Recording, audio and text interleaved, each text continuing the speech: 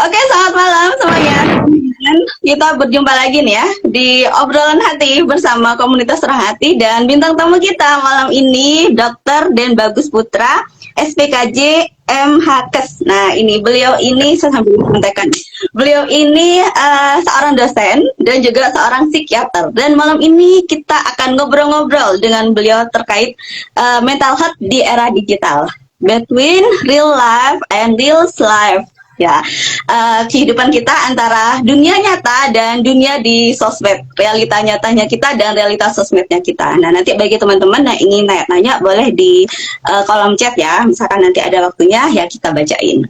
Oke, yuk kita mulai aja ya obrolan kita bersama Dokter Bagus. Oke. Iya dok, mungkin kita ini ya dok ya, awali obrolan kita sebagai pembuka adalah gimana ya dok ya, real life dan real life sendiri itu mempengaruhi kehidupan kita ya dok ya. Karena kan seperti yang mungkin kita ketahui bersama ya dok ya, makin kesini itu kan kecepatan perkembangan teknologi tuh ya cepet banget gitu ya dok ya. Dan itu tuh kayak secara mau tidak mau gitu seolah-olah gitu ya dok ya, seolah-olah kita dituntut untuk adaptasi dengan kecepatan itu, ngikutin kecepatan itu seperti itu. Dan sepertinya itu akhirnya mempengaruhi realita nyatanya kita gitu, di real life-nya kita seperti itu. Gimana tuh dok kalau dari perspektif psikisnya tuh dok, dengan perkembangan teknologi saat ini tuh dok? Oke, terima kasih ya untuk kesempatannya. Jadi kalau menurut perspektif saya, di era sekarang ini kan ini ya, semua itu serba digitalisasi. Semua digitalisasi, semua terhubung. Kita tinggal main lewat jari-jari kita udah bisa keliling dunia itu. Bahkan untuk ke Tokyo kemana kita cukup cari search image atau search di YouTube, ya, itu akan semudah itu. Nah, itu tentunya memiliki dampak ya, di mana perubahan yang begitu cepat itu kan manusia itu memang dituntut untuk beradaptasi. Nah, beradaptasi ini kan bisa sesuai sama tidak sesuai nih. Kalau yang beradaptasi yang sesuai, kita bisa mengikuti hal-hal positif dari kegiatan dari perubahan teknologi yang cepat ini. Tapi kalau kita itu terlambat atau gagal mengikuti, atau yang kita ambil ada sisi buruknya aja, itu sangat berdampak sama kehidupan kita. Seperti itu. Jadi memang fenomena ini kan, saya juga pemain baru dalam media sosial ya. Fenomena media sosial itu memang unik ya. Saya lihat itu di thread seperti apa, kemudian di Instagram seperti apa, di Facebook seperti apa, di X seperti apa. Itu punya ini sendiri loh, punya warna sendiri. Iya kan? Kalau Mbak Ratra lihat coba di IG itu, semua yang tentang keindahan, kesuksesan, dan kemudahan hidup itu ada di IG. Tapi coba Mbak Ratra periksa ke X sama ke Thread, semua tentang kesusahan ada di situ. Bener kan? Kalau ke Facebook mungkin lebih ke real life-nya ya, tapi itu semua itu fenomena. Jadi kita itu juga harus melek teknologi, tapi kita harus waspada apa sih yang berpotensi terkait dengan perubahan itu. Jadi seperti itu kalau dari saya. Kalau dari Mbak Ratra sendiri seperti apa? Dari teman-teman Ruang Hati menyikapi perubahan real life versus real life ini?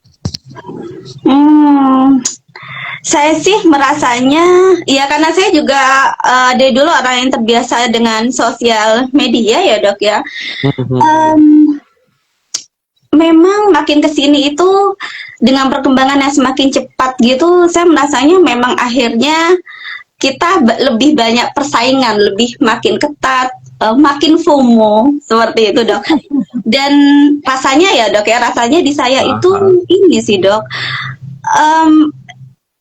ini karena dalam perjalanannya ya dok, dalam perjalanannya akhirnya saya itu belajar juga, dan sejauh ini juga karena belajar di komunitas Terang Hati juga.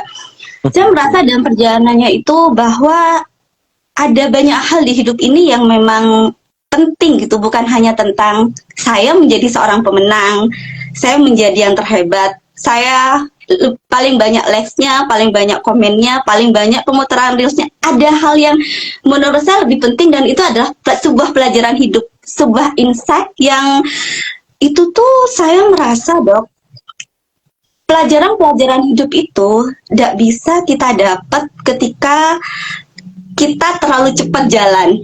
Ini bukan berarti kita tidak diperbolehkan untuk mengikuti perkembangan teknologi, bukan seperti itu juga, seperti itu.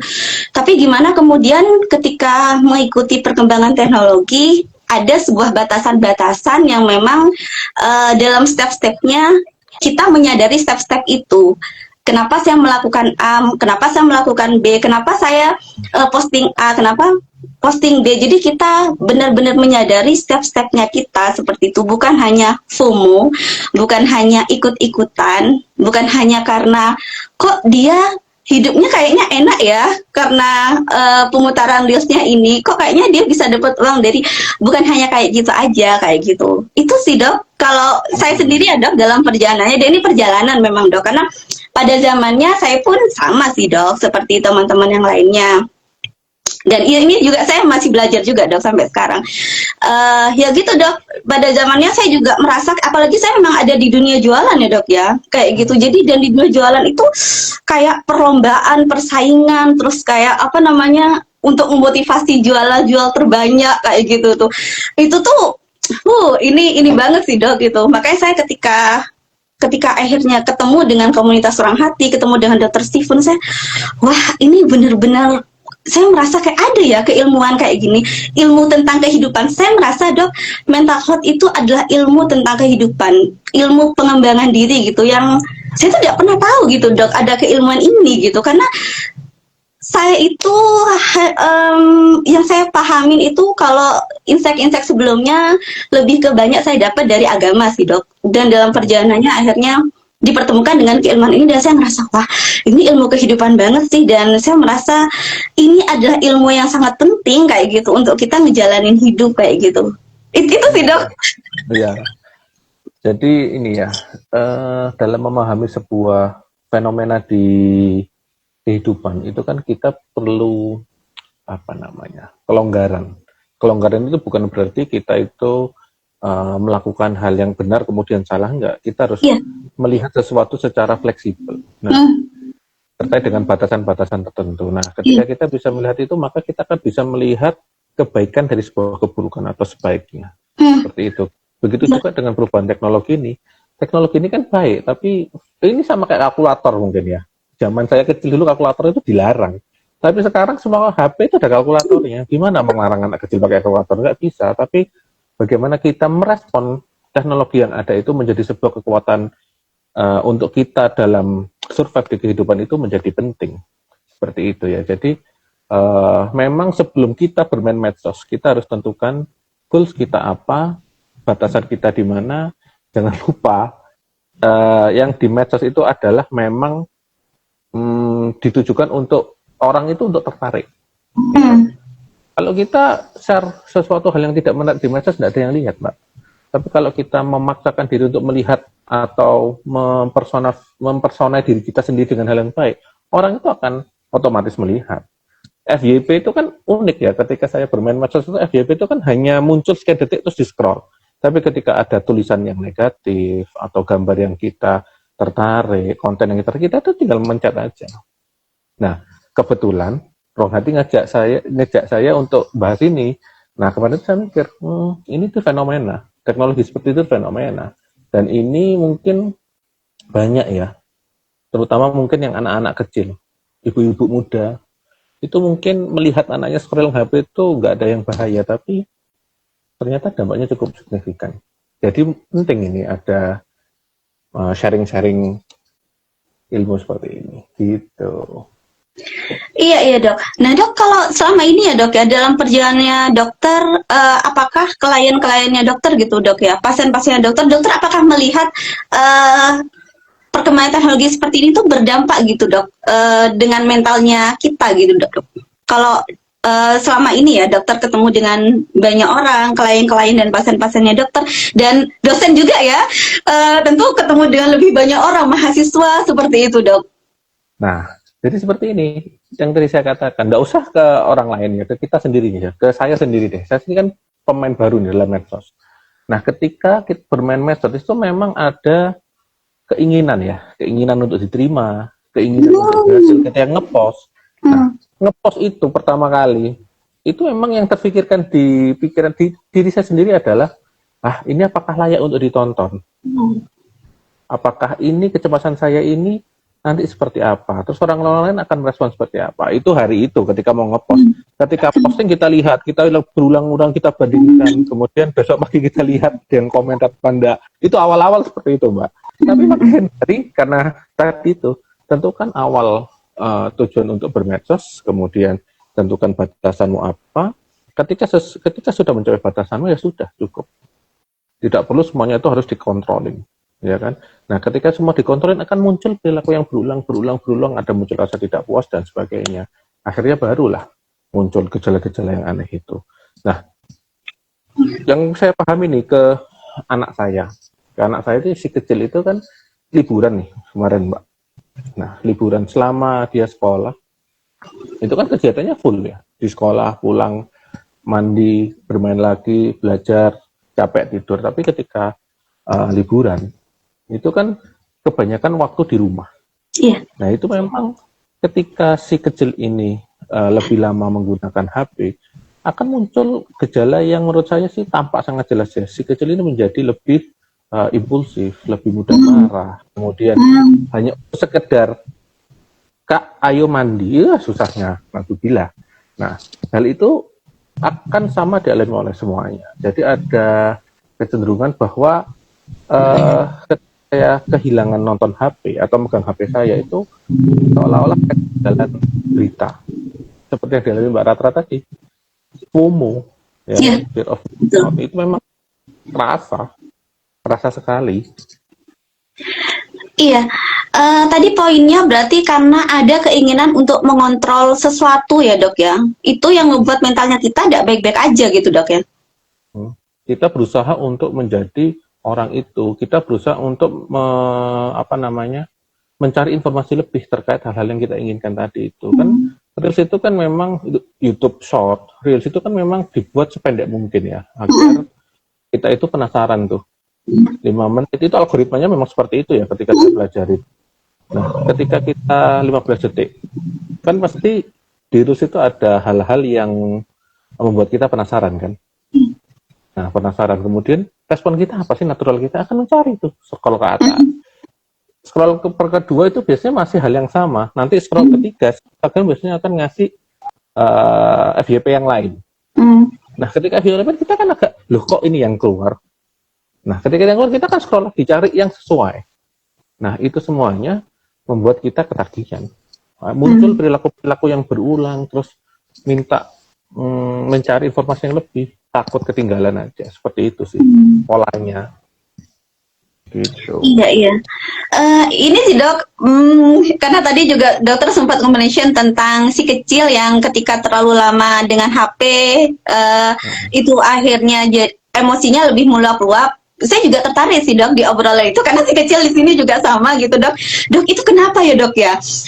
Si kecil di sini juga sama sih dok. Maksudnya kalau mereka itu udah kayak kelamaan pegang HP, kecuali kalau dari awal udah diomongin Mbak, Mas, nanti main HP-nya 30 menit aja ya, atau nanti kalau sudah jam segini kita selesai ya, seperti itu. Atau misalnya ini dok juga main terlalu lama gitu dok dengan teman-temannya. Ini kan hari libur ya dok ya. Itu kalau udah kayak seharian dari pagi sampai siang atau sampai sore gitu, kerasa sekali gitu dok. Emosinya itu udah stabil gitu. Jadi kenapa ya anak-anak ini ya seperti itu? Itu kenapa ya dok ya? Saya juga penasaran tuh dok. Jadi memang otak kita itu didesain untuk memberikan suatu tanda dan memberikan kita suatu sinyal, oh ini enak, ini nggak enak, ini menyenangkan, ini tidak menyenangkan. Nah, ketika muncul sesuatu yang sifatnya itu menyenangkan, kemudian berulang, itu akan akan mencetuskan sebuah letusan dopamin. Nah, dopamin itu kayak kita sebut hormon senang aja ya, biar gampang. Yeah. Nah, ketika hormon senang ini dikeluarkan secara berulang, kemudian continuous, pelan-pelan, apa sih yang kita rasakan? Kita sendiri deh, gak usah ngomong si kecil, kita sendiri. Ketika kita, Mbak Rata sukanya apa? Saya suka jualan dok. Nah, soal jualan. Kita ngomong soal jualan ya. Kita ngomong soal jualan misalnya di marketplace Orange gitu ya. Di marketplace Orange itu kan banyak tuh. Yang dijual kan macam-macam ya. Ada yang perang harga bahkan di situ kan. Ketika perang harga, kemudian Mbak Rata ngepost jualan yang pertama, Mbak Rata pasti deg-degan kan? Berhasil nggak sih ini jualanku? Bener kan? Seperti itu. Kemudian Mbak Rata akan membandingkan dengan kompetitor-kompetitor di marketplace itu. Lalu ada yang bunyi, cunding satu notifikasi, apa yang dilakukan Mbak Rata? Senang? Nah, senang, penasaran, pengen lihat itu notif apa ya gitu. Nah, kemudian itu pertama. Kemudian kita akan menjawab, kita akan merespon itu dopamin lepas tuh. Terus, wah, senang ya ada yang mengapresiasi aku, senang ya ada yang seperti ini, senang ya seperti ini. Kemudian kita lakukan. Kemudian besoknya kok nggak ada ya yang melakukan hal yang sama. Nah, Mbak Rata akan mempelajari lagi tuh, gimana nih strateginya biar aku kayak seperti ini. Itu juga terjadi masih kecil. Jadi apalagi si kecil itu belum dibekali hal yang cukup ya untuk membatasi dirinya. Makanya perannya orang tua di situ. Nah, ketika itu perannya tidak jelas, si kecil akan merasakan apa namanya ya, reward terus-terusan dari kegiatannya itu, dan itu normal. Makanya sebelum kita memberikan si kecil kesempatan bermain HP terutama, kita harus kasih batasan yang jelas. Dek, Kak, Mas, nanti nontonnya sekian jam ya. Setelah itu kita akan bla bla bla. Kerjakan tugas, menggambar, bermain sepeda. Itu harus balance. Jadi jangan sampai diloskan. Nah, kalau loss itu nanti pasti tantrum itu ada karena dopamin hitnya tadi itu. Gitu. Jadi semuanya itu harus masih kecil. Iya, berarti memang penting banget ya dok ya batasan itu dok ya, karena memang terasa sekali gitu ya dok ya ketika liburan, terus akhirnya kita sampai yang sudah deh kita mainnya di rumah dulu. Iya benar. Nah dok, iya benar. Memang akhirnya dok dengan perkembangan teknologi yang kayak gini ini memang kita sebagai orang tua juga perlu banyak belajar ya dok ya. Bukan hanya belajar untuk kita sendiri tapi memang perlu belajar buat anak-anak juga ya dok ya. Iya. Kita harus responsif ya terhadap perubahan adaptasi dengan teknologi ini. Kita itu orang tua itu sangat nyaman kok ketika anak dikasih HP. Benar nggak sih? Benar banget dok. Kan? Ketika si HP itu dunia terkontrol menurut orang tua. Tapi dampak berikutnya yaitu tadi emosional, kemudian sering marah-marah sendiri, kemudian tantrum, terus kemudian mungkin mengarah ke kecanduan HP itu sangat mungkin terjadi. Cuman masalah adiksi gadget ini kan belum kita pahami sepenuhnya ya, terutama untuk orang tua ya. Kalau adiksi alkohol dan lain-lain mungkin semua udah paham. Tapi kalau ini adiksi gadget itu kan tampaknya aneh. Sedangkan di sekolah semuanya sekarang pakai gadget. Iya kan? Iya. Sekolah itu semua tugasnya pakai gadget, nggak ada yang pakai gadget sekarang. Nah, itu yang harus kita sadari bahwa dunianya sudah berubah dan anak itu tetap, meskipun anak itu terkonek dengan dunia digital, anak itu juga butuh dunia realnya. Jadi kita harus hadir utuh ke mereka, biar mereka, oh ini loh, mama aku ada di sini, bukan ada yang di tung itu. Kan banyak yang di YouTube Short itu. Iya benar dok. Hadir itu dia dok ya, kehadiran, pentingnya sebuah kehadiran gitu dok ya, memang. Bahkan kita sendiri pun tidak tahu dok ya, tapi kalau di komunitas itu bahkan kita sendiri pun itu, karena di komunitas itu salah satu metode yang dipakai itu self compassion gitu, gimana kita itu sayang dengan dirinya kita sendiri, dan salah satunya dengan cara gimana kemudian kita hadir untuk diri kita sendiri gitu, memastikan diri kita hadir untuk diri kita sendiri sebelum orang lain gitu, karena orang lain itu bukan sesuatu yang bisa dikontrol. Makanya memang kehadiran itu sesuatu yang penting banget kalau di komunitas, entah kehadiran untuk diri sendiri maupun berikutnya kehadiran untuk orang lain, seperti yang dokter sampaikan. Betul. Nah dok, gimana itu? Iya, kalau dokter sendiri itu merasa nggak ya dok kalau kita gitu dok ya, ketika tadi sepertinya kan kita sudah ngobrol juga dari pengalamannya kita bersosmed gitu dok ya, kok dokter sendiri merasa nggak dok ketika kita kayak bersosmed gitu merasa kayak tidak cukup baik, akhirnya sampai memang ada di perasaan kayaknya tidak cukup baik nih dibandingkan orang lain. Membandingkan akhirnya ya tadi mengontrol, terus kemudian berikutnya mungkin ada perasaan akhirnya membandingkan diri kita dengan orang lain yang itu di real life kayak gitu, bukan real life-nya seperti itu. mengebandingkannya akhirnya memang di dia sosial medianya kayak gitu. Ngerasa gitu enggak sih dok? Hmm, memang kalau kita lihat di sekeliling kita ya, kalau saya pribadi, memang ketika pertama bermain itu kita membandingkan, oh kenapa saya seperti ini, kenapa yang lain bisa seperti ini, kenapa yang lain like-nya bisa banyak, view-nya bisa banyak, saya enggak. Nah itu memang terjadi seperti itu nyata. Saya rasa itu semuanya normal, makanya tadi saya bilang, yang paling penting adalah batasannya. Kita sadar, batasan kita bersosial media apa. Misal saya memutuskan bersosial media untuk memberikan edukasi sama Mbak Ratra kan.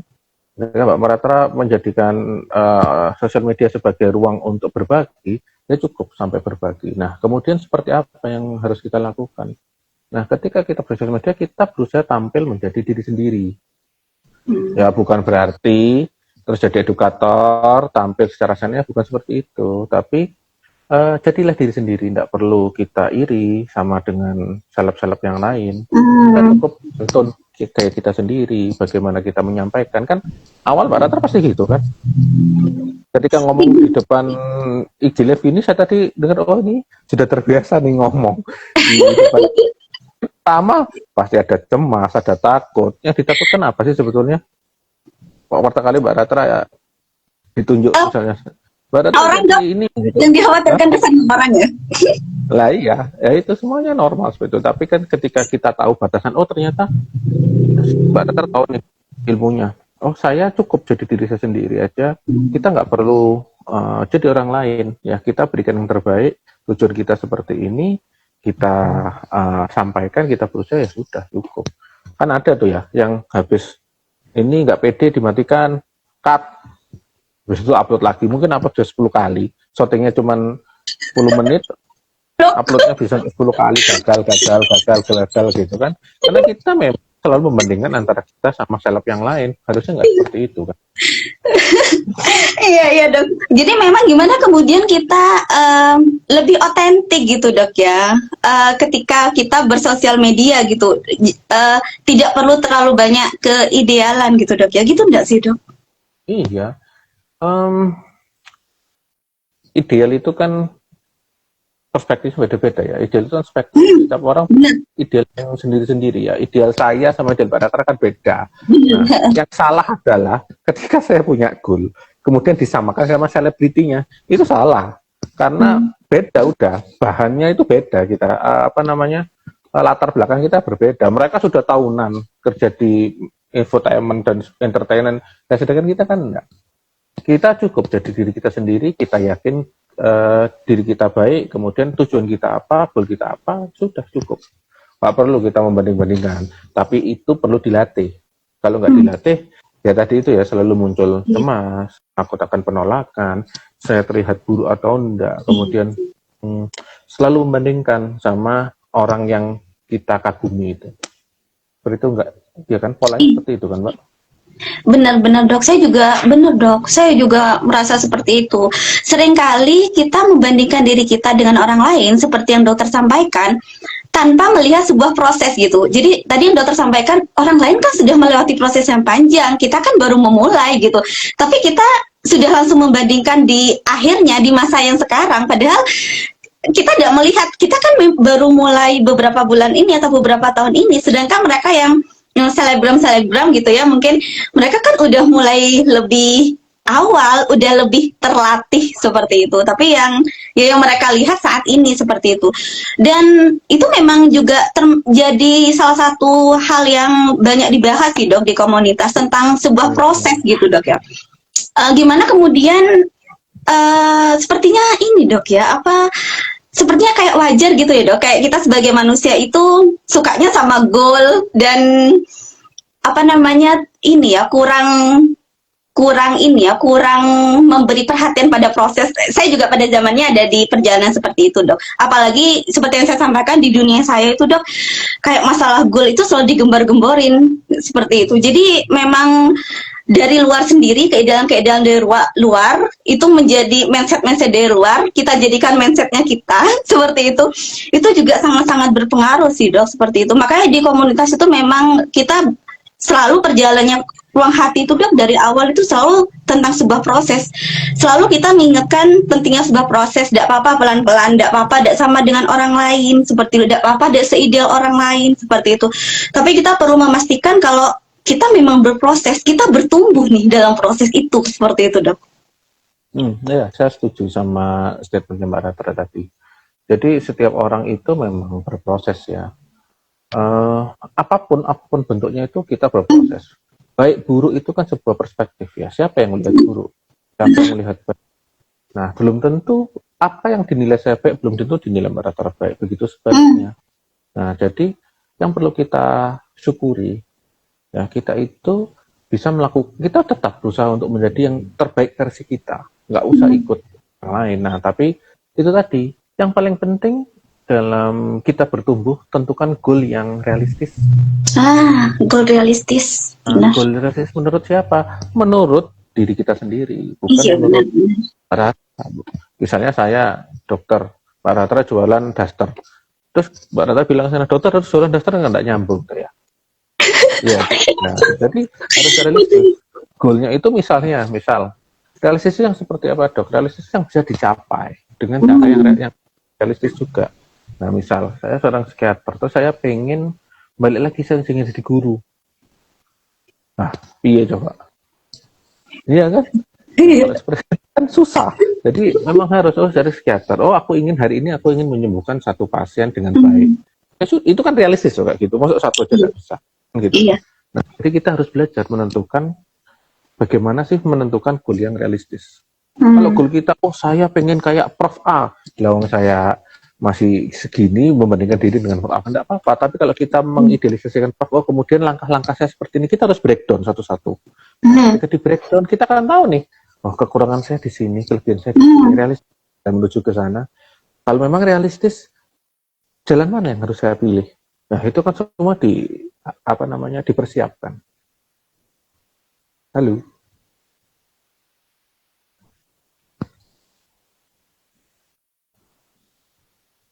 Mati. Delay lagi. Delay mati ya? Oh enggak. Ya, lanjut dok.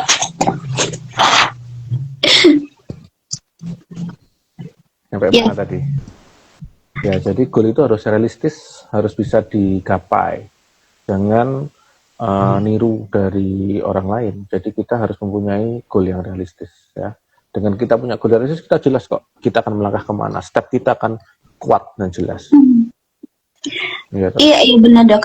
Ini ya dok ya. Jadi kalau dari yang dokter sampaikan tadi, jadi goal yang realistis itu memang gimana kemudian kita paham kapasitas kita dan menyesuaikan kapasitas kita dengan goal kita, seperti itu. Itu goal yang realistis dok. Dan ini juga sih, ketika pun kita ingin melihat orang lain seperti itu, ngelihatnya tidak usah keseringan gitu ya dok ya, cukup sesekali, dan itu pun ketika melihat orang lain untuk apa ya, untuk belajar aja gitu. Aku kurangnya di mana ya, aku perlu agar aku bisa nyampe ke sana, step-stepnya seperti apa ya gitu. Jadi ketika melihat orang lain untuk belajar gitu, bukan untuk membandingkan diri kita dengan orang lain kayak gitu kayaknya ya dok ya. Ya setuju. Nah kalau Mbak Rata kan orang Malang kan, nah di Malang itu kan ada Sawang Sinawang gitu, kita saling melihat tuh. Saling melihat apa yang kita lihat itu belum tentu loh enak ya kan, yang ditampilkan orang itu pasti enak, tapi ketika kita melihat prosesnya belum tentu loh kita bisa menjalani seperti mereka. Si A jadi pimpinan A, apakah kita mau hidup seperti mereka? Itu belum tentu ya kan. Jadi orang itu ada saling melihat kemudian saling introspeksi. Nah kalau seperti itu kan muncul kesinambungan ya. Nah kalau ngawang terus kan bahaya. Orang kalau jalan jangan dangak, harus lihat bawah gitu kan. Nah itu mengajarkan kita bahwa kita itu harus introspeksi pada diri kita sendiri, bagaimana kita mencapai goal yang kita inginkan, bukan goal yang sama dengan orang lain. Seperti itu. Begitu pula dengan real sama real life ya. Real itu kan semuanya zona yang dipoles sedemikian rupa akan menarik. Nah kalau real life kan belum tentu, mereka ternyata si selebgram ini harus make up jam 4 subuh, itu mau kita seperti itu kan belum tentu kita nyaman melakukan itu. Jadi memang Sawang Sinawang tadi itu memang perlu seperti itu. Jangan sampai kita terjerumus karena kita menggunakan goals dari orang lain. Iya, iya dok. Dan ini ya dok ya, misalnya di obrolan kita sebelumnya tadi, sebenarnya kenapa kita tuh banyak pakai keidealan gitu dok ya? Maksudnya kurang menunjukkan otentiknya ketika kita itu ada di dunia sosial media seperti itu. Itu kan karena ada kekhawatiran ditolak ya. Tadi dokter juga nge-mention itu. Nah, em, dan kekhawatiran untuk ditolak itu biasanya kan dari trauma ya dok ya. Tapi mungkin nggak sih dok? Maksudnya saya, mungkin nggak kalau orang pada umumnya yang mereka itu tidak punya trauma terkait penolakan gitu, mungkin nggak ya dok? Orang itu bisa se-worry itu juga, bisa sekhawatir itu juga dok untuk ditolak. Ini saya penasaran sih dok. Lancang ya. Oke, sedikit tentang trauma. Jadi eh, saat kita tumbuh dan berkembang, Hmm, kita itu akan terus belajar. Setuju nggak sama statement itu? benar. Nah, ketika kita tumbuh dan belajar itu, semua kejadian dalam kehidupan kita, otak itu akan merekam. Baik Hmm, itu apa namanya, memori bahagia, memori sedih, memori penolakan, dan sebagainya. Nah, ketika kita tumbuh dewasa, kemudian kita berespon terhadap suatu stresor tertentu, misal bahas tentang eh, konten, iya. belajar jadi selebgram gitu ya. Hmm, Itu kan ada perasaan seperti ini kah? Oh, nanti jangan-jangan aku terlihat buruk. Mungkin ada orang yang berpikiran seperti hmm, itu ya. Nah, kalau aku tidak seperfect dia, hmm, mungkin aku tidak akan punya views yang banyak atau aku nggak ada yang ngintip aku dan sebagainya seperti itu. Nah, semua bentuk-bentuk seperti itu ada kaitannya sama masa lalu. hmm. Bukan trauma, memori apapun itu yang mirip-mirip dengan penolakan itu sama otak Oh, dikeluarkan. oke. Jadi bisa macam-macam Iya, keluarnya. Nggak harus trauma penolakan. Jadi iya, hal-hal yang mirip itu iya. diakumulasikan jadi satu, Hmm, dikeluarkan, digaduk, no, Mbak. Tahu ya, digaduk-gaduk itu iya. disambung-sambungkan. Akhirnya muncul kecemasan itu terhadap, misalnya tadi saya mau postingan pertama. Nah, Iya. jadi selalu pasti ada hubungannya dengan memori masa lalu. Hanya kadang-kadang kita tidak mengenali pola polanya seperti apa. Iya. Iya, iya, iya. Berarti memang ini akan wajar dialami semua orang ya dok ya, meskipun itu bukan dalam bentuk trauma gitu. Meskipun itu mungkin memang bentuk pengalaman biasa di masa lalu seperti itu ya dok ya. Betul, betul. Hmm, iya, iya, iya. Ini dok, kita sambil baca pertanyaan mungkin ya dok ya, ada teman-teman yang Ya, tanya. hari eh, Akila ini ya. Gimana dari Kak Akila, gimana caranya agar anak-anak kita tidak terjebak membandingkan hidup mereka dengan konten? Hmm, menarik ini. Nah, jadi seperti ini. Jadi ketika kita mengajarkan sesuatu ke anak, itu kan si anak ini sebetulnya kan ngikutin apa kata orang tuanya ya. Caregiver Hmm, utamanya kan siapapun ya, kalau dia di rumah sama kakek neneknya, atau dengan ibu, atau dengan siapapun itu, dengan caregiver utamanya ya saya bilang. Itu kan mereka cenderung meniru, mengkopi perilakunya seperti apa. Nah, ketika mereka membandingkan, tadi langkah awalnya, kita harus jelaskan tujuan pendampingan si anak dalam mengikuti konten-konten atau hmm, video-video di YouTube itu. Makanya dulu kan ada pendampingan untuk si iya, anak. Nah, tujuannya adalah berkomunikasi itu. Si anak tidak hanyut dalam cerita di konten tersebut atau di video tersebut. Nah, bayangkan kalau misalnya Mbak Ratra waktu kecil, kita flashback waktu kecil nonton hmm, Doraemon hmm, atau nonton apa ya, ya Doraemon deh ya. Doraemon itu mengeluarkan kantong-kantong ajaibnya itu kan bisa iya, mengeluarkan macam-macam kan. Nah, si anak itu kan bertanya pasti, mah asik ya, pah asik ya, punya kantong seperti itu, aku deh mau seperti itu. Nah, di situ kan terjadi komunikasi antara bapak hmm, sama ibu. Kemudian ada pendidikan di situ. Meskipun bukan pendidikan formal kayak kita berdua gini kan. iya, Wah, itu kan pasti si ayah atau si ibu memberikan edukasi terkait hal tersebut. Nah, anak akan memproses itu. Oh, itu ternyata cuma hanya terjadi di film doang. hmm, Tapi di era-era sekarang ini, di mana orang tua sibuk kerja, ya ayah ibu sibuk kerja, nenek kakek sibuk kerja, si anak tadi itu dikasih babysitter paling murah di dunia, HP. hmm, HP dikasihkan Udah, makan kasih HP, mau mandi kasih HP, mau sekolah kasih HP, pulang sekolah HP, di sekolah kena gadget. Udah komplit. Jadi mereka akan memproses itu sebagai sesuatu yang real. Nah, lalu bagaimana? Mereka akan terputus dengan dunia aslinya. Nah, ketika dunia itu terputus, mereka akan berfantasi. Direkam itu ke dalam otaknya. Nah, seperti itu. Makanya penting ketika ada pendampingan saat nonton video, film, dan sebagainya, itu akan terjadi komunikasi dan edukasi. Nah, itu yang harus kita kembalikan lagi peran di situ. Itu, Mbak Radra. Iya, semoga menjawab ya Kak Akila. Ini teman-teman yang lain yang ingin bertanya silakan bisa di kolom chat ya. Iya dok, berarti balik lagi ya dok ya. Memang gimana pentingnya sebuah kehadiran ya, kehadiran orang tua buat anak-anak. Bukan karena ada HP, ada YouTube seperti itu. Kemudian seperti yang dokter sampaikan tadi, HP itu kan ngebuat orang tua nyaman gitu ya. Karena kayak kesannya kalau udah dikasih HP orang tua tidak perlu hadir di sana, padahal tidak gitu ya. Ketika anak-anak diberi HP pun orang tua perlu hadir di sana untuk mendampingin, untuk nemenin mereka, untuk menjelaskan kalau sebenarnya itu hanya reels aja gitu. Itu tidak benar-benar nyata, beda dengan kehidupan nyata kita seperti itu. Tapi seringnya mungkin kita sebagai orang tua itu tidak memberikan pendampingan di sana. Seperti yang dokter sampaikan, seringnya kita ya udah ada HP kok ya, aku ya tidak perlu nemenin, aku ngerjain kerjaanku kayak gitu ya dok ya. Betul. Umumnya orang tua kan mereka sebetulnya nggak ingin ya seperti itu, tapi kan dengan segala tuntutan dan sebagainya, hal tersebut jadi mungkin terjadi. Nah, artinya adalah prosesnya seperti apa, coping orang tua seperti apa, pendidikannya orang tuanya seperti apa, itu kan semua masalah yang kompleks, nggak bisa kita salahkan aja gitu, nggak bisa. Jadi memang harus dibentuk suatu kebiasaan coping dari orang tua itu sendiri agar si anak itu, agar mereka itu merubah pola asuhnya seperti apa, seperti itu. Iya benar dok. Ini ya karena memang ya kalau udah ngomongin anak itu memang suka bikin baper tuh dok.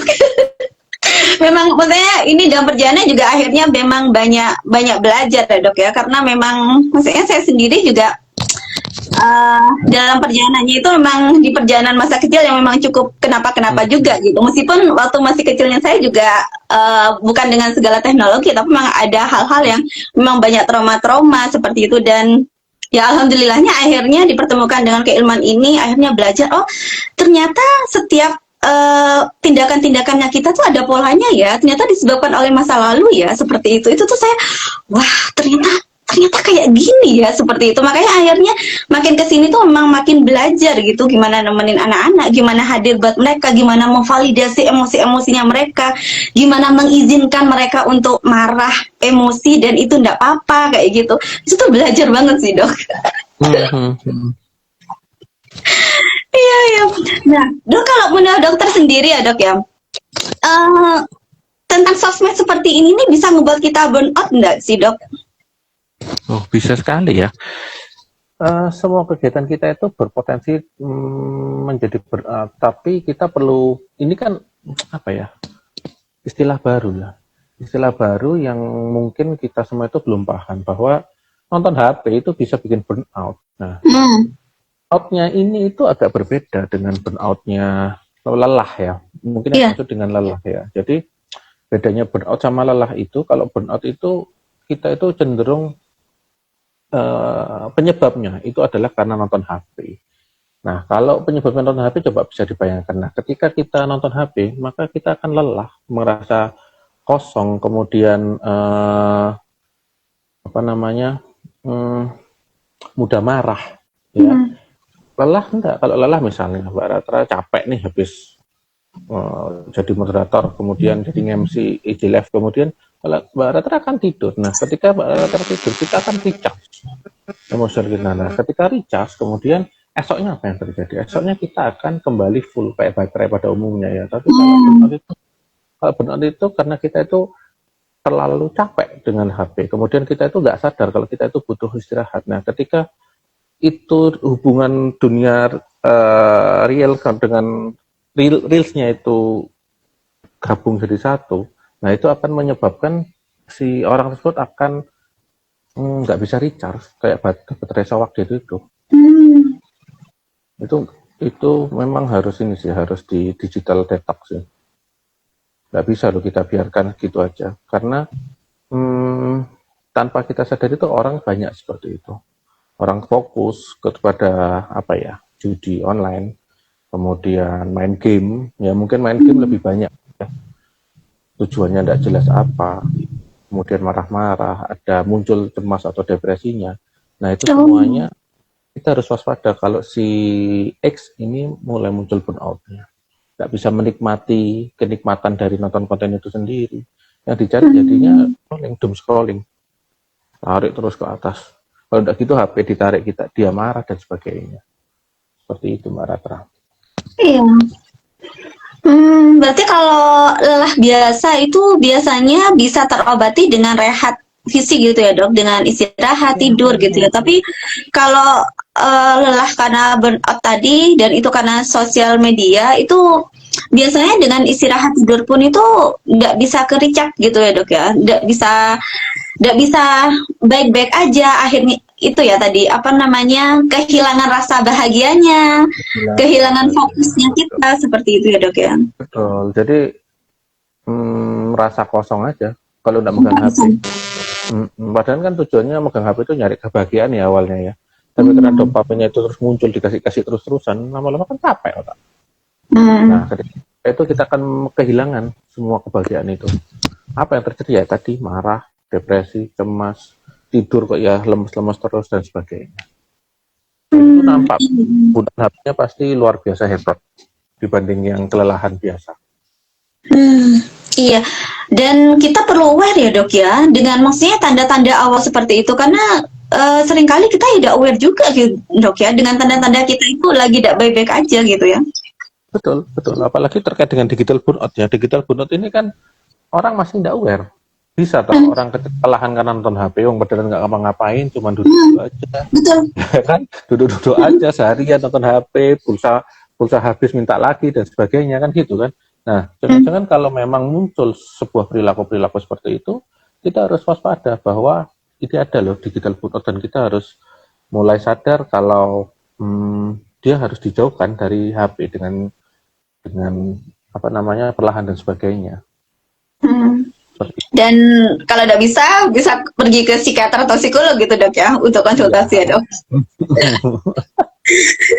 Iya benar dok, karena maksudnya kalau tidak terbiasa gitu dok ya, maksudnya kan kalau kita udah terbiasa dengan HP terus kemudian terbiasa dengan hal-hal yang kita suka terus tiba-tiba harus jauh aja ya seperti itu dok ya, apa bahasanya kecanduan ya mungkin bahasa umumnya ya, meskipun Coba tadi deh. kata Kita mungkin ya, ada ya dalam fase kita nunggu sesuatu notifikasi dan sebagainya, kita bangun yang dicari HP. Pernah nggak sih dalam fase kayak gitu? Nah, jangan-jangan kita udah mulai aware, jangan-jangan ini aku burnout atau memang aku mencari yang lain dari HP ini, atau kita nggak bisa lepas nih dari HP. Nah, itu kita harus aware. Siapapun yang udah transfer itu kita harus, oh jangan-jangan orang ini digital burnout. Seperti itu. Iya, iya dok. Nah, dok,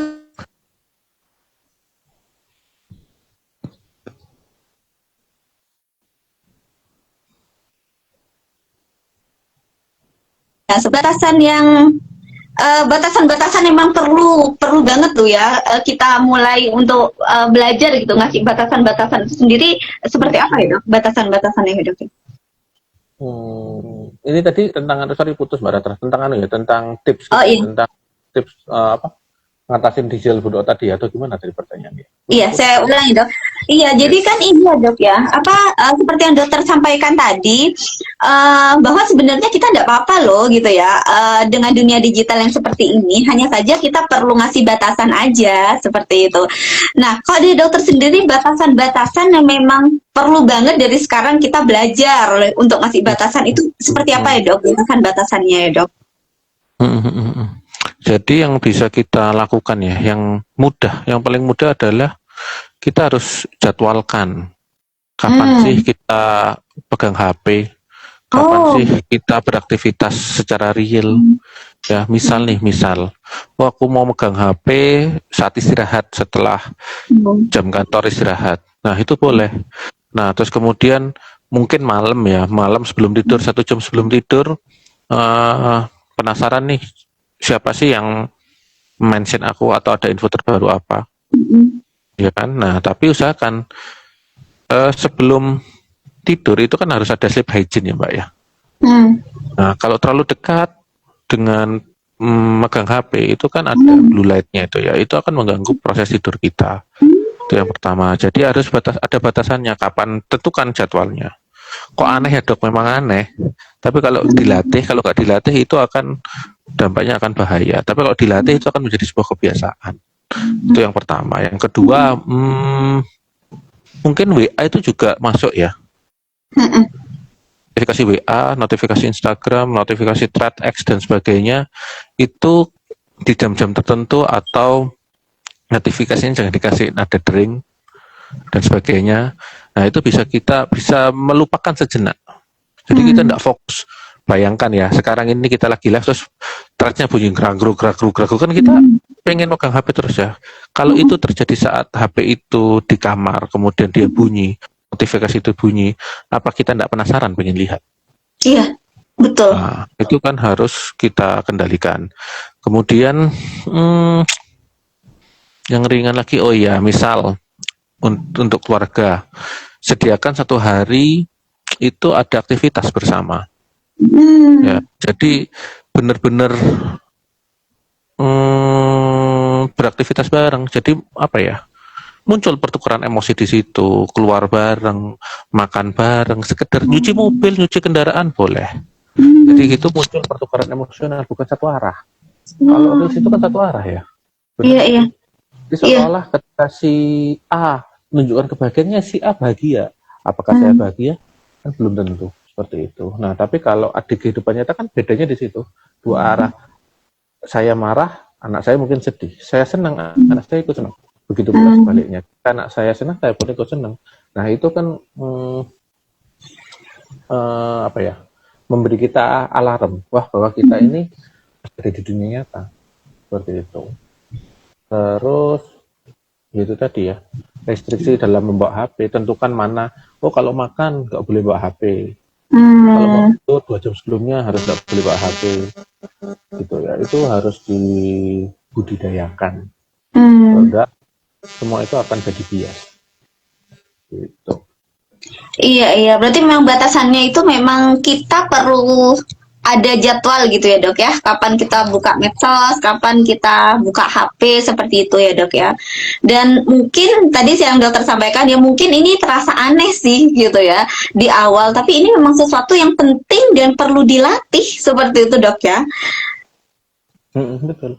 Jadi satu lagi ya, mungkin yang paling penting bagi yang sudah dewasa, kalau anak-anak kan megang HP itu kan kayak hiburan ya, tapi kalau yang dewasa itu jelaskan bahwa apa sih tujuanku megang HP ini, apa sih tujuanku bermedia sosial, gitu tadi. Misal kita berdua nih, tujuan kita bermedia sosial adalah sharing ilmu, sharing pengalaman, ya cukup sampai di situ. Jangan sampai kita menginternalisasi apa yang kita lihat. Jadi tahu boundariesnya di mana, tahu batasnya seperti apa, itu bisa menjaga kita dari digital burnout dan sebagainya. Iya. Ya, ada yang mau saya tanyakan lagi sih dok, tapi sebelumnya kita sambil baca ini ya dok, ada yang tanya lagi, gimana dok caranya tetap real di dunia yang makin virtual? Ya, terima kasih pertanyaan menarik ya. Intinya kan tadi itu, bagaimana kita menjaga diri kita di dunia virtual ini agar tetap jadi manusia. Ya kan, ya tadi seperti yang kita sampaikan sebelumnya, bahwa kita harus tahu tujuan kita bermedia sosial apa, ya kan.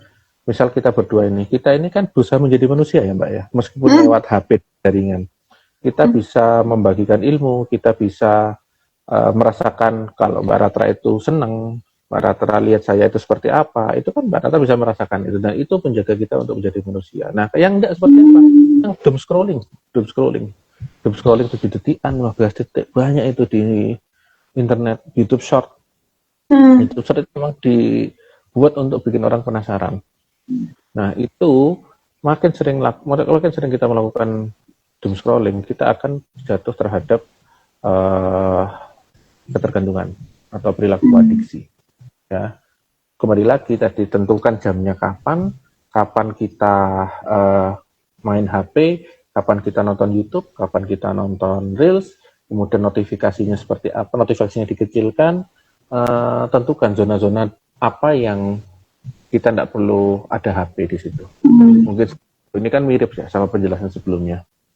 Iya, iya benar, ini juga mirip dengan hal yang ingin saya tanyakan sih dok. Ini kayaknya memang akhirnya berpengaruh kalau real life-nya kita gitu, dunia nyatanya kita ini sepertinya barusan saya terpikir terkait relasi dok, terkait relasi ini sepertinya memang sangat berpengaruh ya dok dengan relasi. Misalnya mungkin kayak apa ya dok, sesimpel misalnya saya itu kan seminggu 2 kali itu selalu ada jadwal ke rumah sakit gitu dok ya, dan di rumah sakit itu mesti saya nunggu gitu untuk dipanggil terapi gitu ya. Itu tuh dalam masa-masa nunggu gitu, nggak tahu dok ya, tapi saya merasanya sih kalau dulu itu sebelum secepat ini ya teknologi itu, misalnya kalau orang duduk ketemu seperti itu biasanya lebih ke kayak ngobrol, ngajakin ngobrol satu sama lain gitu. Kalau makin kesini sih makin kesini sih di ruang tunggu semuanya sibuk sama HP sih dok, nggak menyempatkan untuk ngobrol sama-sama gitu sih dok. Dokter merasakan hal seperti itu juga enggak sih dok? Iya betul. Memang fenomenanya seperti itu. Misal kita memutuskan naik apa ya, waktu itu saya di Solo naik Trans Solo itu ya. Nah naik Trans Solo itu satu bis isinya pegang HP semua. Padahal waktu dulu itu kan kita saling berkomunikasi ya, antara kanan kirinya, bahkan bisa kita kenal, kamu sekolah di mana, aku sekolah di sini. Kalau sekarang enggak, semua megang HP, ya kan? Semua megang HP, tiba-tiba Pak kiri, gitu aja, kita nggak kenal tuh dengan lingkungan sekitarnya. Itu yang saya bilang tadi, kita jatuh terhadap dunia reels. Ya, kita sadar sih Pak, kalau kita itu yang kita cari di situ selain motivasi yang kuat ya, kalau motivasi kita iseng itu kan kita FOMO aja, kita penasaran nih, kita penasaran akibat dari apa sih yang kita lihat di bis, pasti yang short pendek-pendek kan, nggak mungkin kan kita nonton film 2 jam di situ. Nah, itu dia hebatnya Instagram itu, dia lihat cara kita berpikir bahwa dengan reels yang semakin pendek kita akan semakin lama, semakin kecanduan, bukan semakin lama nonton durasinya malah kita kecanduan, malah enggak, makin sependek yang kita tonton makin kecanduan. Ya itu memang fenomenanya sekarang seperti itu. Jadi kadang-kadang pun kalau saya naik kendaraan umum, saya mau nyapa sih, ini sebenarnya saya didengarkan nggak sih kan gitu. Ini saya ketakutan sendiri. Iya betul. Karena ini juga sih dok, saya itu juga merasa ini dok, apa namanya, sebenarnya pertemuan online itu juga tidak bisa menggantikan pertemuan offline gitu. Tapi ya seringkali kita ketemu offline juga malah kitanya itu malah ada di dunia yang lain gitu. Bukan di dunia offline gitu. Makanya kemarin kan sempat ngobrol juga sama dokter, dok kira-kira kita kalau ketemu langsung bisa ndak ya dok ya gitu. Karena saya memang merasa dok, pertemuannya kita seperti itu memang tidak bisa menggantikan gitu, akan ada hal yang memang beda gitu dok ketika ngobrol langsung dengan sebatas ini. Karena sebenarnya komunitas Ruang Hati sendiri itu kan sebenarnya inginnya itu waktu itu dibangun secara offline seperti itu, tapi karena memang kondisinya saat itu tidak memungkinkan dan yang lebih bisa terbangun saat itu adalah online-nya, jadi kita ya udah deh kita mulai aja online-nya gitu. Dan ini kita udah tahun ini sih kita udah mau mulai, kayaknya kita udah bisa nih kalau kita mau coba di offline-nya seperti itu. Karena ya itu dok, saya merasa pertemuan online tuh sangat tidak bisa menggantikan sih. Makin kesini makin merasa seperti itu. Memang kalau kita bertemu dengan offline itu kan kita ada apa ya? Ada kayak pertukaran energi gitu ya. Kita merasakan. Kalau gini kan ini ya kita merasakan ya, tapi kan ada sesuatu yang hilang gitu. Kita tidak bisa merasakan, oh si dokter Bagus ini ada kok. Aku lihat nih orangnya seperti ini. Mbak Ratra ini orangnya seperti ini. Kalau gini kan nggak bisa, Mbak. Kalau gini kan kita mungkin IJLF ini mungkin bisa mirip ya ke arah sana, tapi tidak bisa 100% ya. Sama dengan kita saling bertemu, Mbak Ratra emang nyaman kalau melakukan konsultasi via online. Nggak semuanya orang bisa loh. Betul. Ada emosinya, ada penekanannya, kemudian itu semua kan membentuk suatu pengalaman yang unik ya. Nggak bisa digantikan dengan online. Betul. Online ini kan sebetulnya sarana pembantu, mempermudah, tapi bukan menggantikan. Bukan. Iya betul, setuju banget dok. Sarana untuk mempermudah tetapi tidak menggantikan. Ini sama sih dok, seperti komunitas Ruang Hati. Komunitas Ruang Hati ini support system aja buat teman-teman, tetapi tidak menggantikan psikiater dan psikolog seperti itu. Betul, betul. Jadi ini bukan sesuatu yang kayak kalau sudah di Ruang Hati kita tidak perlu psikiater atau psikolog, tidak gitu. Ini tuh support system aja. Ketika memang pada pada kapasitas-kapasitas tertentu, kondisi-kondisi tertentu, teman-teman tentu perlu ke psikiater atau psikolog seperti itu. Ya, saya sepakat sih tidak menggantikan itu. Ya, ya. Ini ada yang lebih heboh lagi kan, chat dengan ChatGPT. Ah benar dok. Iya dok. Nah, itu menarik itu. Nah dok, gimana tuh dok? Saya pengen tahu tuh dok perspektifnya dokter terkait itu, karena memang kan nggak bisa dipungkiri ya dok. Saya pernah coba loh dok, ngobrol dengan ChatGPT. Bener lah dok.